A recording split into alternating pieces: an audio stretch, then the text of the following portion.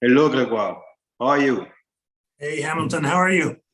I'm very fine. Happy to see you and happy to have you part of this conversation that we organize around how digital transformation and technology can help the world becoming a better place.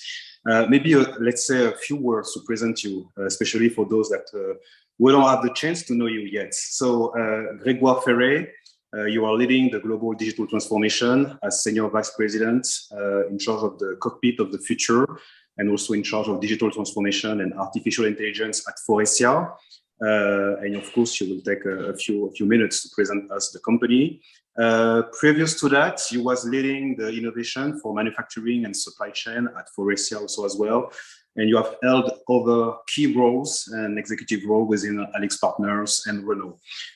So you are pretty much, let's say, experienced when it comes to, let's say, driving a large project in terms of digital transformation for large companies. So again, very much welcome to have you part of this conversation, Grégoire. And maybe to jumpstart for a first, let's say, simple question. Let us know a little bit about Faurecia and the role and the mission of the company. Yeah, sure. I have a little movie about that, so I'm going to try to shoot that up. Please bear with me. Yeah. Let's try to make this work.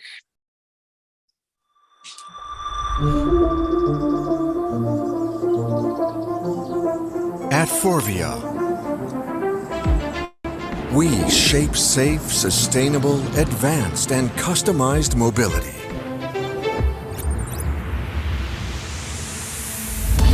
We design advanced and automated driving solutions to stay connected, productive, and entertained while on the move.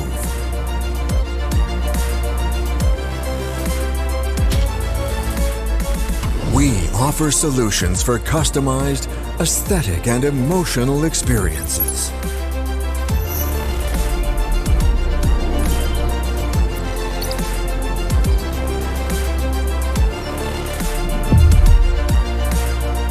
We relentlessly enhance mobility safety, inside and out.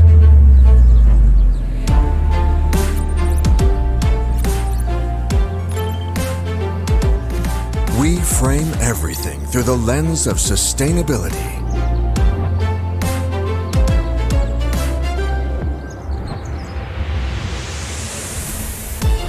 We enable the transition to zero emissions. We develop services, materials, and products to optimize vehicle life cycle value and beyond.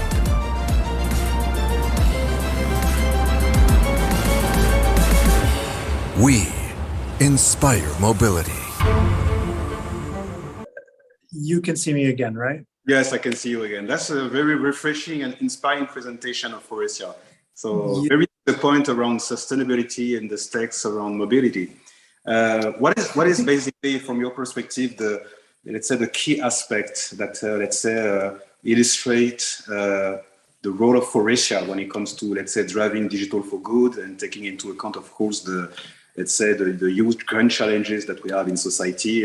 The video mentioned a little bit of that related to sustainability and also the net zero challenge. I mean, what is the perspective of Faurecia and the role that you play on that? So there's many things, and thanks again for allowing me to show the video. When I joined in Faurecia about close to 7 years ago, we only had the seats division, the interiors division, which was doing only plastic injection, and the exhaust system division.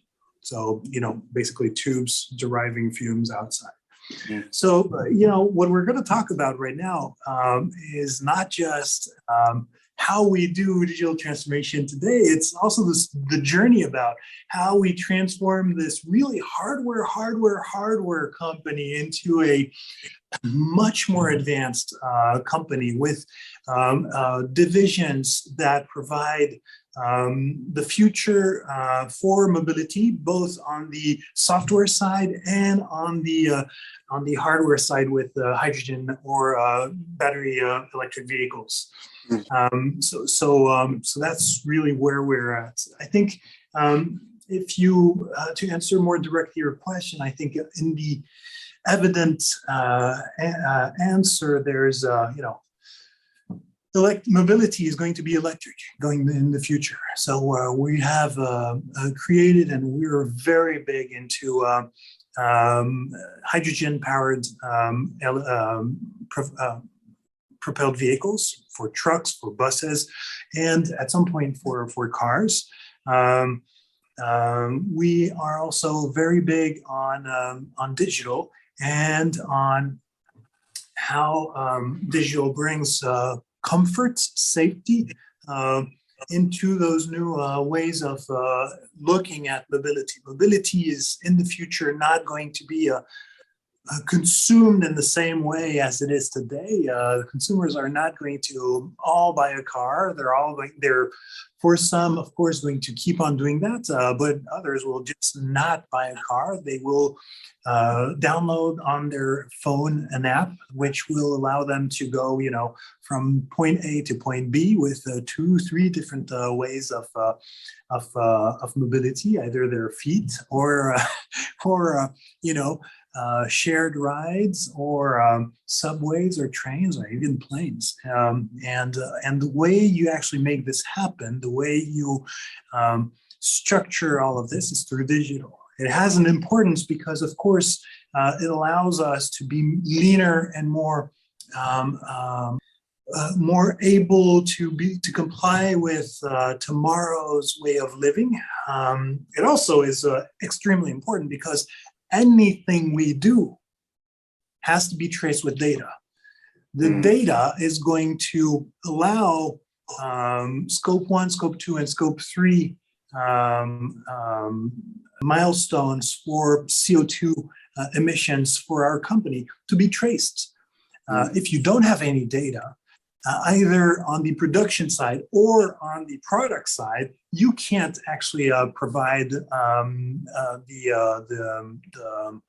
reliability and traceability of your scope 1, 2, or 3 achievements. And as was or was not said actually in this video, by 2025 we are scope 1. By 2030 we're scope 2 and half of scope 3, and by 2040 we're fully scope 3.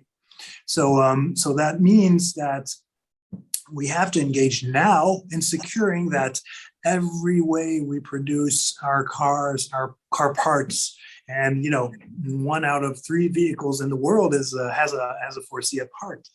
So every way we produce it, we're able to put a traceability item in CO2 management. That means optimize your plants, optimize the energy consumption, optimize the logistics and the supply chain that actually deliver you products, optimize the products themselves as they are built by your suppliers, by yourself, for your customers.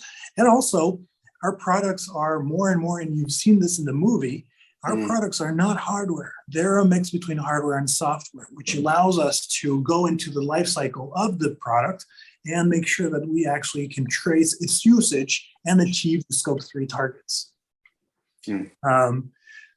So this is for, in a sense, sustainability, how we protect our planets. Of course, without even going to that point, we keep the root DNA of the company, which are, safety, comfort, and those elements are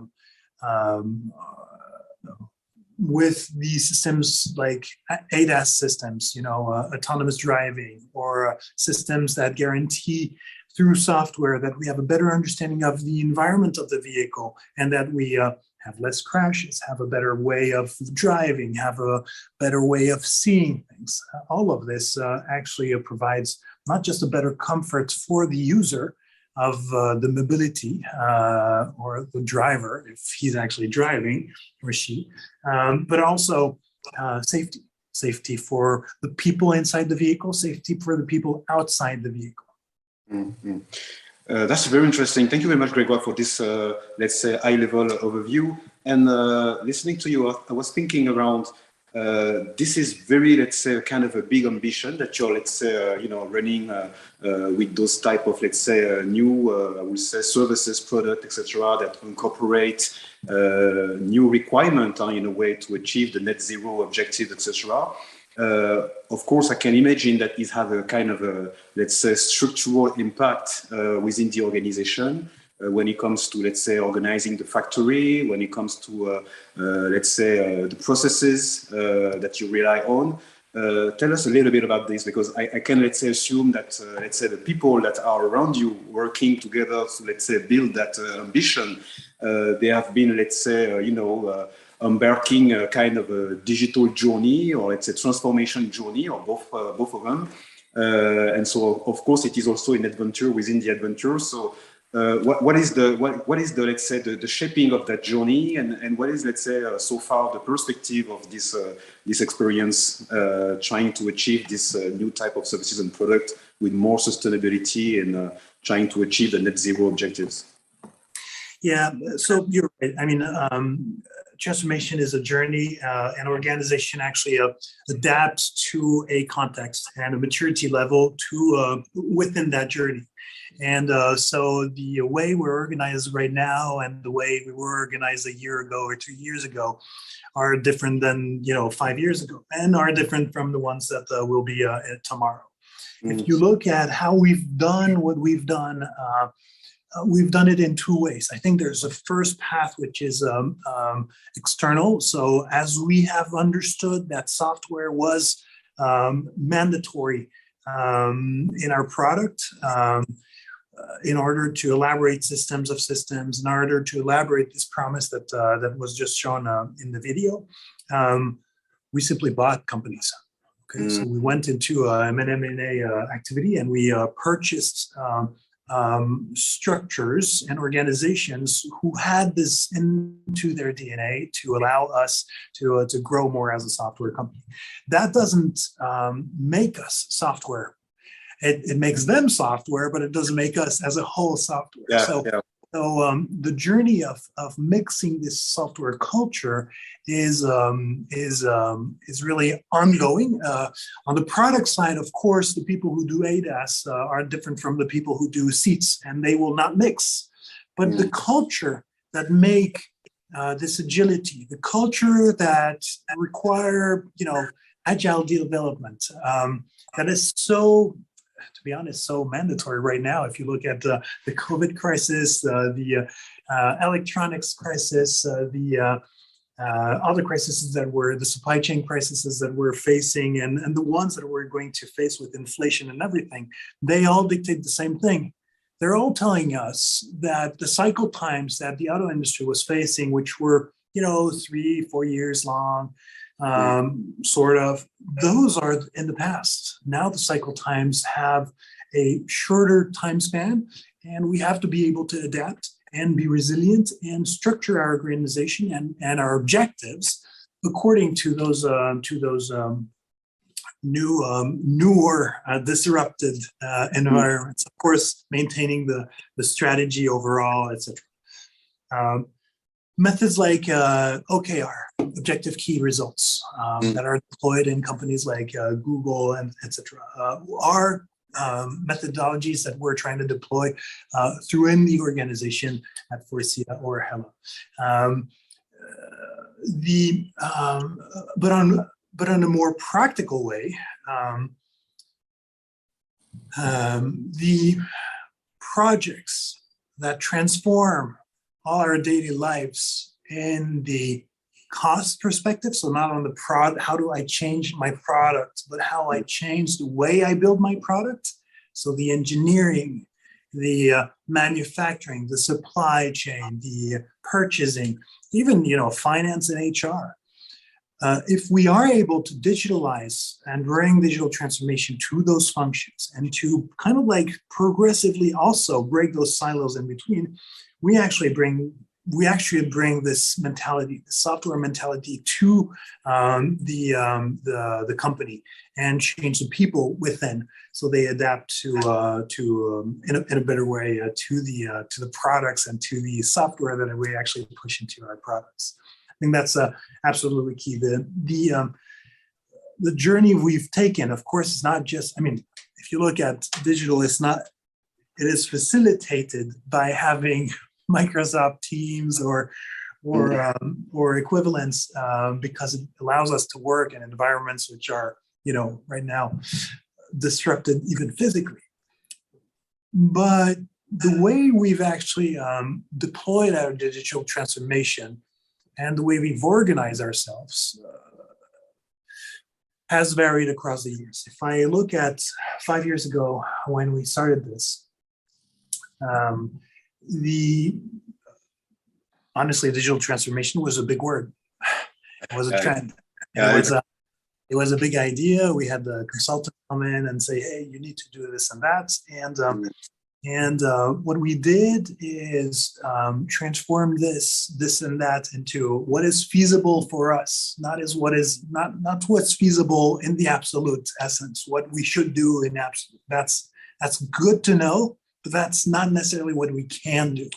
What can we do? How can we bring those digital bricks into feasible bricks we can actually deploy?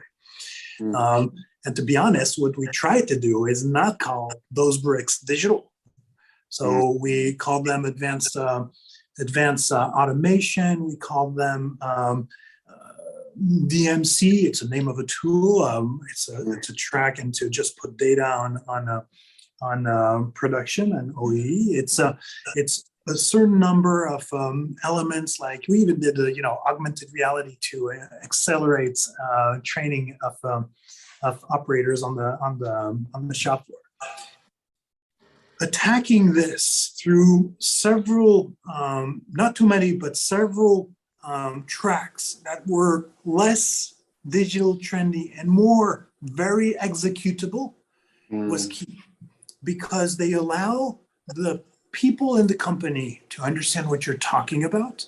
You are enabled to discuss around standards, around lingo that they understand, that you understand, that make our company and our industry work, which is standards essentially. And it allows us very practically to set up in place, since 5 years, a steerco, a monthly steerco, where we track all the initiatives and we look at how much money they deliver, how much money we invest, how much money we deliver. And by rationally structuring the ROI, which we know for all those big automation, intelligent automation projects is around 1.1, we're also able to say to the company, I understand that you want to do this project over there. The ROI is 2 years, mine is 1.1. Let's be factual, you're doing this one. And so digital is not just about, at that time, it wasn't just about, doing data stuff, doing AI. It was really just bringing the foundation into tools which were digitally enabled and that we could put into our facilities in an easy way. Step 2 was actually saying, okay, we brought those tools, we brought, AGVs, cobots, we brought augmented reality that were provided by our suppliers. We brought that in. Now, what does it mean if I want to do it myself? Because if I bring this from an external supplier, everybody has access to it. So it doesn't make my competitiveness, right? So how do I, not just do this first step, but go and try to build a second step? Here, what we did is created what we call the Digital Services Factory.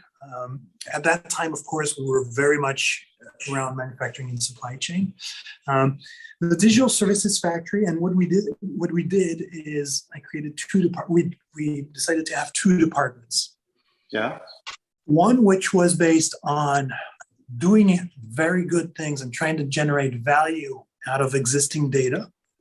Mm-hmm. And the other one, which was generate value in AI, through AI on new projects with data that you would create. And I tell you what, the first one was extremely hard. We had to battle with everybody. We discovered, we learned a lot, and it was a very long journey. And although there was value, and in the end, we were able to demonstrate structure and scalable value. The journey to make it happen, because we didn't have the right tools in place, the right architecture, the right supports, was a very, very complicated one.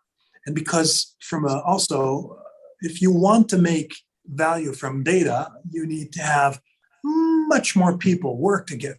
You need to have the IT people, you need to have your people, you need to have the business people, you need to make sure that the quality of the data is actually the right one, et cetera, et cetera, et cetera. So, long story short, we did get value from that, but it was painful. Yeah. On the other side, really wonderful, very intelligent projects, really cool looking, AI-based. We did predictive maintenance on mechanisms. So we listened at the sounds of the mechanisms to try to understand to do root cause analysis of defects. We did the same thing for laser welding. We did the inspection, final line inspection automated through cameras and AI, combination of machine learning and deep learning. All of that brought value to the company much faster, because the data you created and the structure you created and the algorithms you created, they were just localized in the team that we had. Yeah. So all we needed to do is have the right pitches, find the right plants, and just push those products in. But I tell you what, as we went along, yes, we generated value in million euros, but the scalability and the run and maintenance of those systems became a hard point. Whereas on that long journey that I described on the, how do you make use of your existing data, once you got the system in place, there was no run and maintenance. It was super easily scalable, and that was very, very, so the nature of the value delivery is different. The lesson we got from here is twofold. The first one, I wouldn't even say threefold, but let's start with twofold. The first one is artificial intelligence made us really move to the next step of digital and understand what it means to be a software company, understand what it means to be the next generation company. And it also allowed us to understand through the system that we scaled or couldn't scale, what it took to be that type of company, where we were at in terms of maturity level and where we were not, right? So what it told us is go back to the first thing, go back to exploit your data and make sure that you can actually scale industrially clean data on your systems and do AI on that. Because if you are able to get those structures in a very robust way of data that are scaled across your company. Again, we have 350 plants across the world. We're operating in 42 different countries. We have 150,000 employees, et cetera, et cetera. If you have that scalability, every AI system you put in place is going to be easier to run and to do the run and maintenance. And the value is going to be pushable much faster. So all of this is really good. So it's a combination of the two paths that seek the real value and where we wanted to go. So what we did is we started changing from a central team which pushed and pitched projects to the rest of the business and tried to show them value through AI and even through data. We went from that to buying a major software platform, a data platform, through Palantir. We, of course, also pushed the company to go on the cloud with Azure. So cloud was 2019, 2020, and Palantir end of 2020. Based on that, we have we had all the technical elements which made the scalability possible, and we only had one. It's always funny. It's always, everybody wants to have the really cool latest tool. They all want to be engaged and do this extra little mile and everything. That's really fun. But the extra mile comes after the race, right? You first need to ride the first part of the marathon. Yeah. And so let's get the 80% right, and then look at the 20%. So our strategy of making sure we had one cloud, one data platform, and we had one team structuring and developing the applications, and that we shift from a push mode of projects where we pitched all the projects to a pull mode of projects, because now, based on this maturity level, the BGs, the business groups, understood where they could find value of linked to data and AI. They could or might. There's always a notion of it. We were able to actually elaborate a plan on a pull mode. Okay. Mm-hmm. So how does this transfer? We did the same thing. Again, it's always the same way. You think strategy is 5%, execution 95%, right? So as soon as what we did is we gathered the teams around. We asked them what they wanted to do as projects. We said, this is possible, this is possible, this is not possible. This, if you want to do it, try somebody else, but we're not able to do it. And it made us another plan. COO-led meeting every month, and we track the value. Except here, the ROI is much more interesting. And the difference between the first plan, which delivered 250 million euros in 4 years with ROI 1.1, but very much CapEx intensive. And this plan, which is based on people, on knowledge, on how you actually deliver data across and software on the application, and how you make and enable your people to actually deliver things. This is not CapEx. This is OpEx. This is cash. So this is you can adapt this to the variability of your conditions. If you go into a 100 million euro CapEx program, and your business have 50% decrease in revenue, you have a problem. Here, the software approach, because the ROI is quicker, because you're all OpEx, of course, you can stop, you can start, you can actually add, and you can change, of course. So what we're learning as we grow is, we have this big 250 million euro plan, delivered great, keeps on delivering, very CapEx intensive, great success. Second step, we played with digital, we thought about data, what it means to make it industrial, and we thought about AI, what it means to make it industrial and get the value.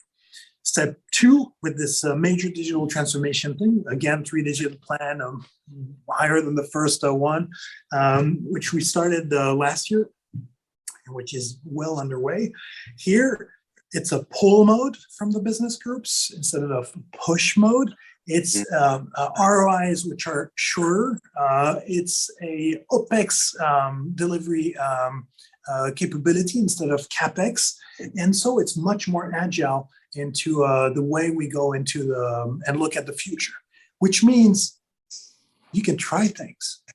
You can take risks because you can stop things. And not just that, but you should try things. You should risk things. You should stop things.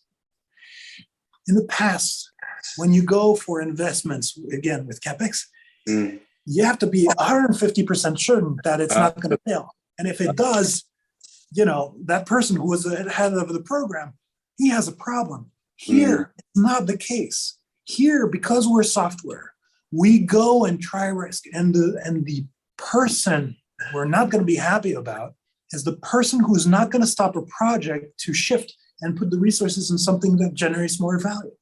It delivers knowledge of what you weren't able to achieve, why, and shifting fast is going to another project to deliver value. So think about the mentality of things.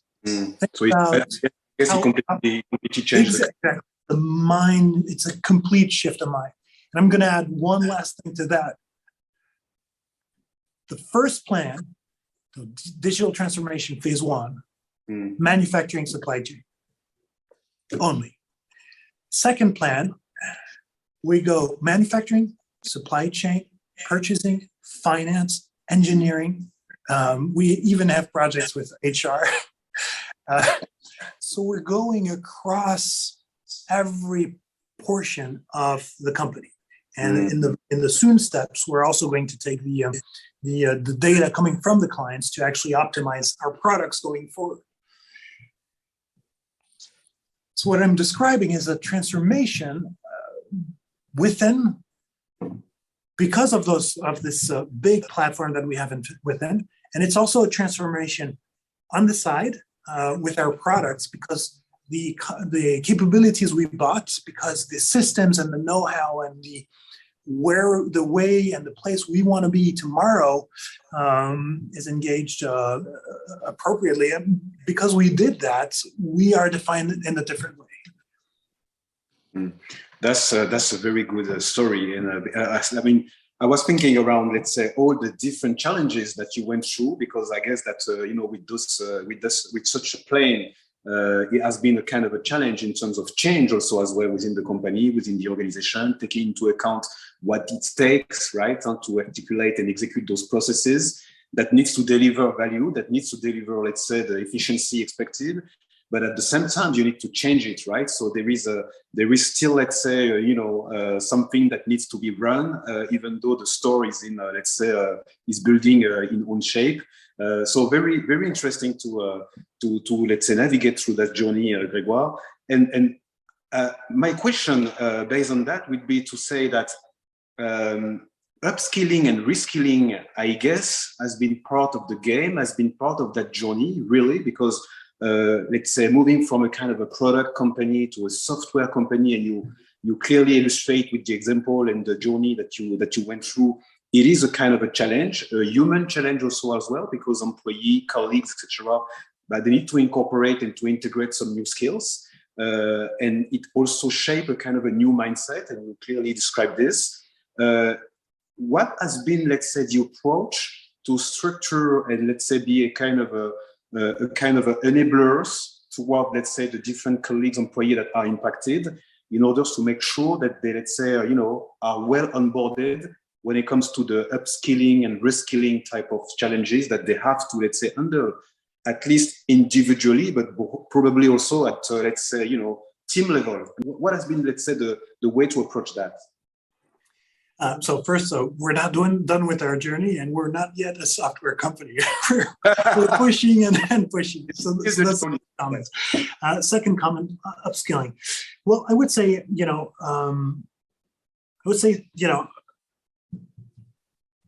because we're not a software company, and because the world is changing, and because we're changing with it,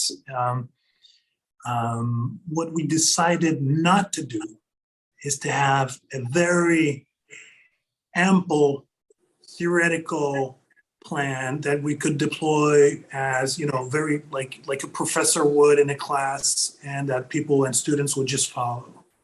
Because what we figured out is that if you do this, you're pushing a doctrine, and times change, and your doctrine has to say the same for this one, but it has to modify for that one, and you can't do that.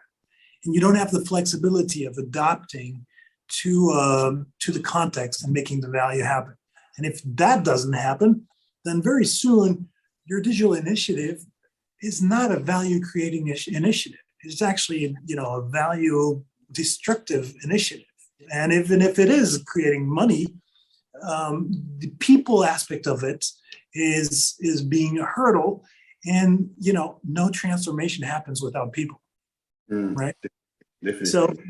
So what we didn't do is a major holistic, very intelligent thing. What we did do is put, things here and there to ensure that we could actually progress. Example, we created Faurecia University, and one of the very first things that Faurecia University did is have a a digital lab or a digital way of communicating their knowledge through MOOCs and everything. Of course, now it sounds ludicrous, but back 4 or 5 years ago, it was kind of okay. I mean, pretty good for a company in our industry. I spoke about augmented reality trainings for operators, and that was, of course, more marginal than anything. I think the way we bring in our new people, we're asking them to be digitally aware, all of them. And the people within the company, we had a program set 2 years ago for within manufacturing and supply chain, where we were looking at building 1,000 digital, I wouldn't say mini champions, but digital empowered people within our plants, half of them coming from outside and half of them being reskilled within. And our complexity within Faurecia is, of course, that within manufacturing, we're not based in Paris or New York, right? We're based in places where there are plants, where knowledge and PhDs are not common value, right? Which doesn't mean the people are not able to increase their knowledge or be better. It just means that's not the right place. It's not the same place. So the complexity is, how do you bring in this digital acknowledgement, this digital value from a human perspective within a network which is remote? There are various ways of doing this, apart from following the MOOCs and everything. The first thing, of course, and that's the best way as ever, is you engage into one of the projects, because, it comes in and you try things, you fail at things, you succeed at things, and you grow bigger and you're able to go forward. The second thing, which we did, for example, we in one of our our plants in the west part of France, called Caligny in Normandy, we sent out a class. We did a partnership with Sciences Po and sent out a class over there. For 1 year, they studied the impact of digitalization within the plants. And they worked with operators, middle management, top management of the plants, of course, over here. And that allowed us to actually have a better understanding of what went well, who was threatened, who was not. And I tell you, the operators are not threatened. Top management is not threatened. People who are threatened are people who have less, who think that tomorrow they will have less decision, their decisions will have less power, and they will have less existence because of those tools that actually come and automate some of the decisions, right? So middle management is actually the key here. That is why we deployed a training set for middle managers, as well as, of course, for top managers, but also for middle managers to go about digital transformation. But I would say, in addition to that, doing the real thing is always better than being taught what the real thing looks like. You can't be a software company. You cannot do digital transformation at some point if you don't understand data quality, for example. And most companies, or in the industry world, data quality is really something which is horrible. Nobody wants to work on that. It's like, why would you even think about it? But that is what makes the foundation of all the rest. So as we went into the second step of digital transformation, the elaboration of a robust data office was absolutely key. That data office mandated 13 key digital owners that were designated by the executive committee representing data quality for each of the functions. So manufacturing, supply chain, blah, blah, blah. Those 13 guys and girls actually grew in as a network. So they actually populated a level 2 of 70 people. And we're working on the level 3, which is going to grow to thousands, of course, evidently. Level 3 being, the yous and me's in the plants, in the engineering shop floor, in the office where you just try to negotiate the price of a bolt or a nut, and so on and so forth. You are a software company when you realize that this data quality is actually mandatory for your daily life, and it's not even a given. It's it's just a fact. So we're trying to push the company towards this. That's why we're still in the journey. Yeah. And that's interesting what you're saying, especially on that point that becoming a software company implies becoming a data-driven company in a way. And there will be no transformation when it comes to delivering software services if you're not mature enough in handling, managing the data quality. And as you say, this is not a sexy job in many industries. So this is hard to, let's say, make it happen. But tell us a little bit about, let's say, some of the, services, software type of services that you have been lucky enough to deploy based on this, let's say, journey that you are, let's say, moving on.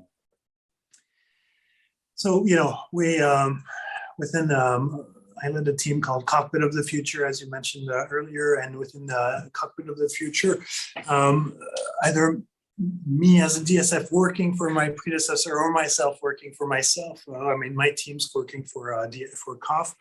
We've produced different softwares that enhance value for the consumer within the vehicle. For example, how to get a massage, how do you get heating, how do you, just get a range of basic services that you can actually find today. In a Tesla, you can buy, if you are based in the US, the service of getting a massage or heating in the back seat is actually a service, so you have to pay for that, right? On your phone, and it, you ask for it once, and then it stops, and then everything. So that's for one. What we did also is we were the first in the world to build a dual structure of, we had two full, sound, audio, etc. Bubbles, sound bubbles, we call them, for the passenger and the driver within the vehicle. And they were able to speak to Amazon Alexa, in this case, at the same time and have differentiated feedback within their sound bubble. That was a first. That was even, we did voice recognition for this before Amazon Alexa did publish their voice recognition software, which was cool. And we exhibited this in CES 2018 or 19, I forgot. If you think about, safety and comfort, one of the things which is, it's not a deal-changing thing, but it's fun software, and it is. I strongly believe that autonomous driving is going to be incredibly powerful a lever for liberating people in their mobility in some of their constraints. Let me tell you why. If you have, your children are 3 or 4 years old, you have to drive them to school, and you have to, you have to walk them or drive them to school. They have to go outside, etc., etc. Usually, the value of doing this, of course, there's an emotional value of being with them.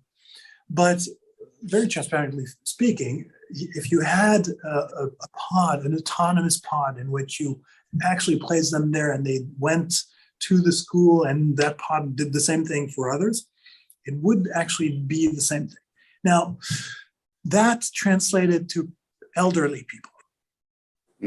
remember, elderly people, one of the signs that things are not going so well is when your children or your environment tells you, Dad or Mom, we're taking the car keys away and we're selling the car because you can't drive anymore.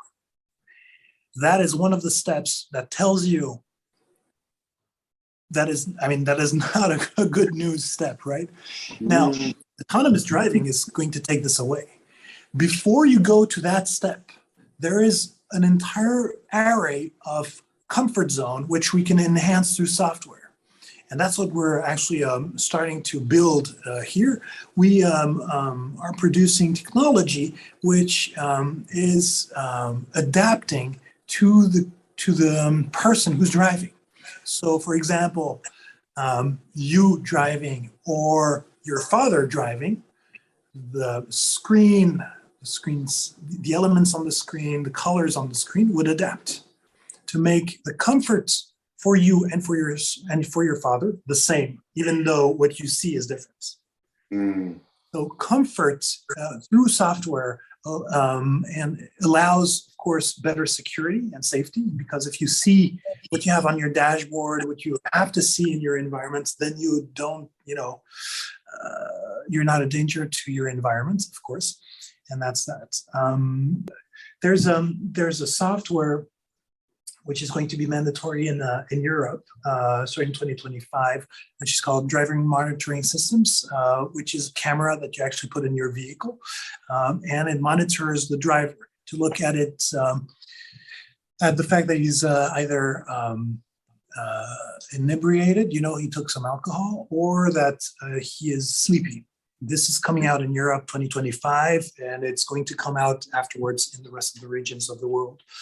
We've worked on such software. Now, if you put a camera and you're able to do monitoring of the person and recognize that he's starting to, gaze or fall asleep, the possibilities of doing additional things are incredible. The ability to do Skype conferencing, Zoom conferencing from your car, or do transactions, see things on your screen in front of you, and really not just hear about them, but actually engage into selecting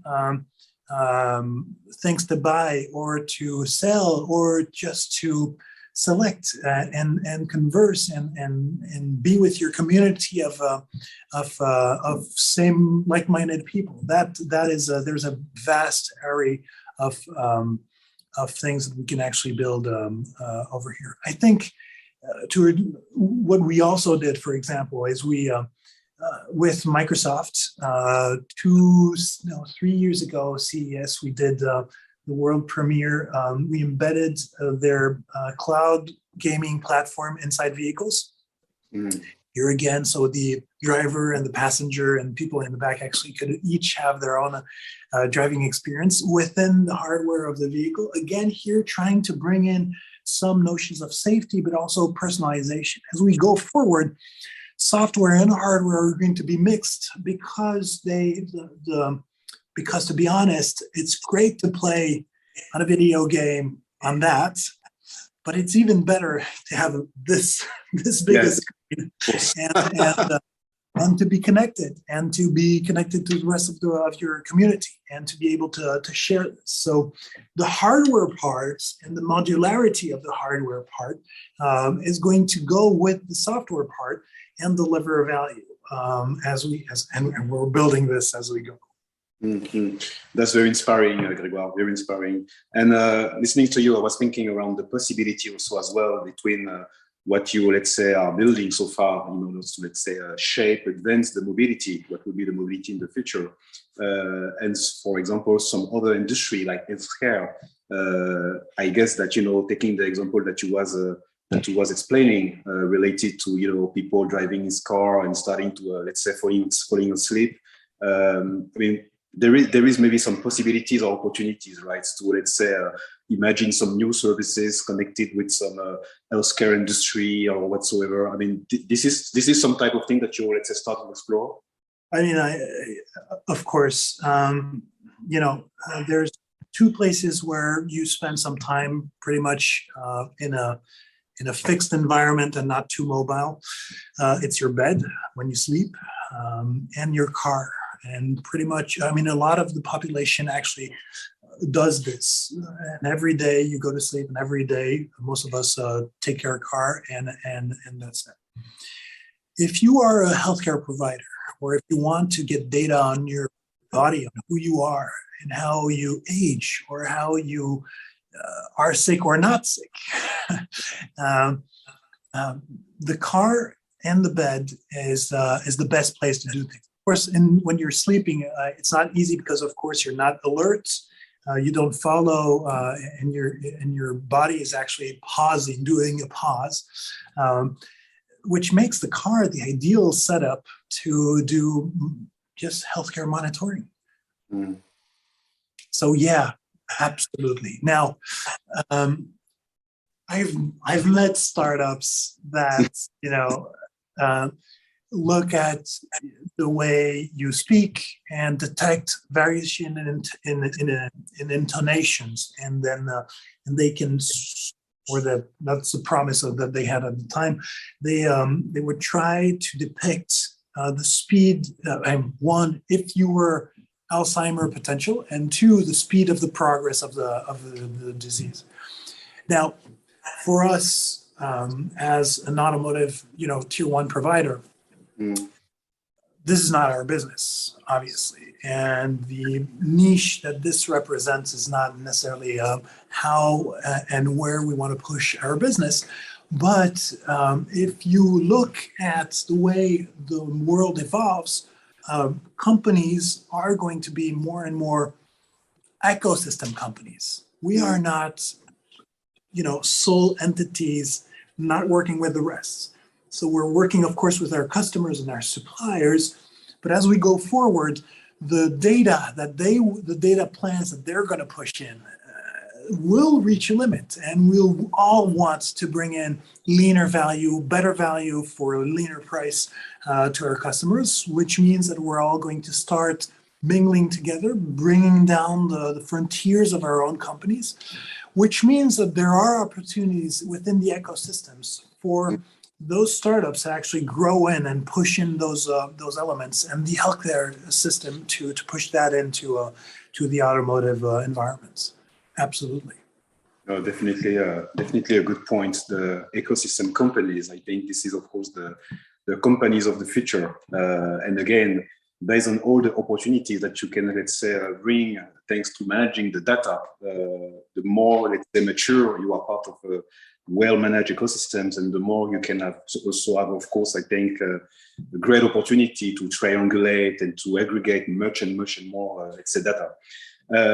Maybe my last but not least question for you, Grégoire, will be two or three type of advice that you can, let's say, share with all other executive and leaders that, let's say, trying to find out their way also to navigate through that transformation, data-driven company, software-like company, in order to deliver some new generation of services for good? I think, as always, and everybody says that, and it's true. So I'm going to say it's true. A transformation journey is always about people. So don't do it on yourself. Do it with the people. Doing it with the people is not doing it with everybody at the same time and being, let's all be, it means choose your battles and deliver well, but deliver with the people, because they are the best ambassadors for your success and the success of the transformation. I think the second point is there are a lot of people trying to transform companies through digital, and nobody has the right solution. We're all in the journey. We're all learning. We're all failing to some point and succeeding to most points, hopefully, which means there's a network. And I believe that we should reach out and I spend time with people just to explain what we do. And so they can take this and that and leave all the rest and make it theirs, right? And I think so if you are engaging into a journey, you're not alone. find your network outside the company to help you do that.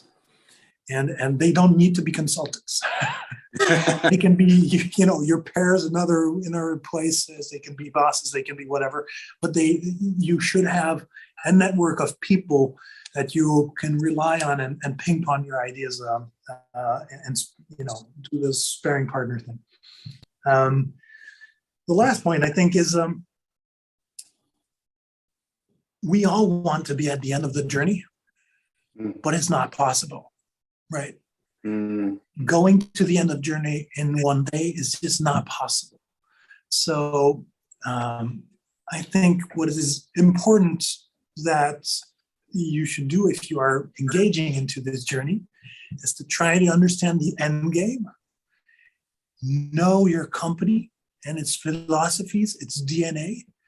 Try to understand how you can break down that end game into slices where you can actually make the first step work. Because if you can't make the first step work, the rest of the journey won't happen. Yeah. So make the first step work. And when the first step works, do the second step. When the second step works, do the third step.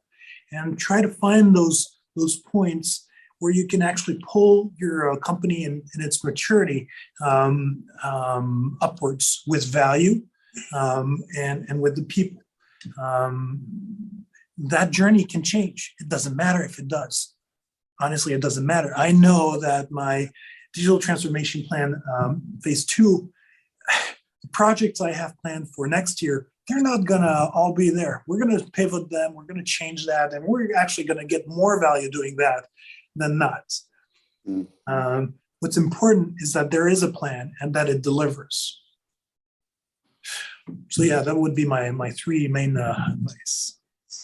Thank you very much, Grégoire. Thank you very much for this very comprehensive overview around what is, let's say, the great works and transformation that Faurecia is going through, and especially, based on the inspiring vision that Faurecia is also pushing forward when it comes to, let's say, shaping the new mobility world, I would say, which is very key for society, of course. Thank you. Thank you very much again. Bye-bye. Take care. Thanks, Elton, for this time and for having me.